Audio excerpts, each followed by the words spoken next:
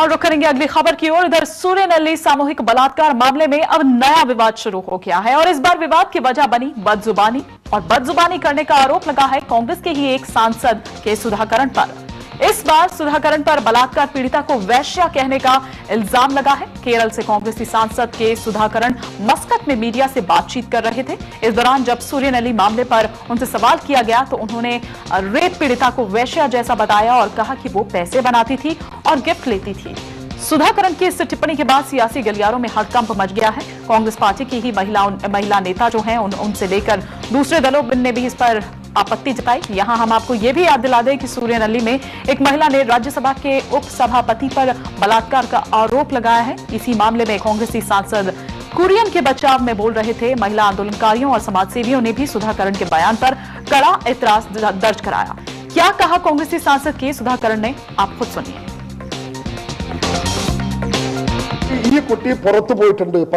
The girl went out shopping to meet a doctor.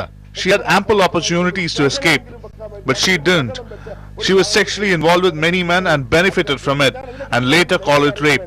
One must understand the difference between rape and prostitution. और इस बीच राष्ट्रीय महिला आयोग की अध्यक्षा ममता शर्मा ने सुधाकरण के बयान की कड़ी निंदा की और उनसे बयान के लिए माफी मांगने को कहा।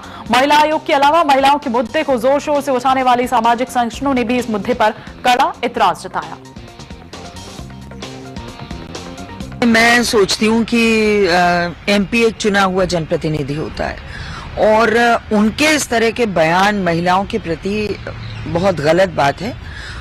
और जिसे कहना चाहिए कि कौन सी मानसिकता इसको कही जाए जिसको उन्होंने प्रोस्टिट्यूट भी बता दिया और उन्होंने ये भी कह दिया कि वो भाग सकती थी। क्या वो मौके पे थे? उन्होंने ऐसा देखा कि वो भाग सकती थी? तो इस तरह से अनर्गल और गैर जिम्मेदाराना जो बयान है, इस पे रोक लगानी चाहिए नेताओं को, लीडर्स को। वो एक जिम्मेदार हस्ती होते हैं पूरे देश की। इसे मैं समझती हूँ कि उन्होंने जो भी कहा है गलत कहा है, उनको माफी मांगनी चाहिए।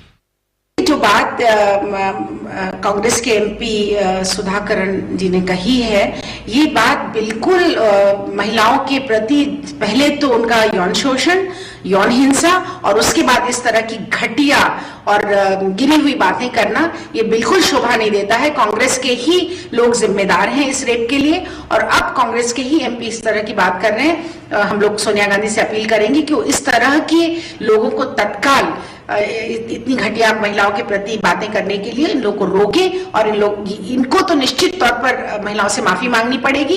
इसके पहले भी वायलार रवि जी ने जब बोला था तब हम लोगों ने इस बात को कहा था कि अब आप इस तरह की भाषा का इस्तेमाल रोक दीजिए, लेकिन अभी भी इन लोगों के दिमाग में ये बात आ नहीं रही है। सोनिया जी महिला है, कांग्रेस के अध्यक्ष है। महिला के अस्मिता के प्रति अगर जरा भी कांग्रेस पार्टी में लोगों के मन में सम्मान है तो निश्चित तौर पर इनको माफी मांगनी चाहिए और इनको ऐसे लोगों को पार्टी से निकाल दिया जाना चाहिए।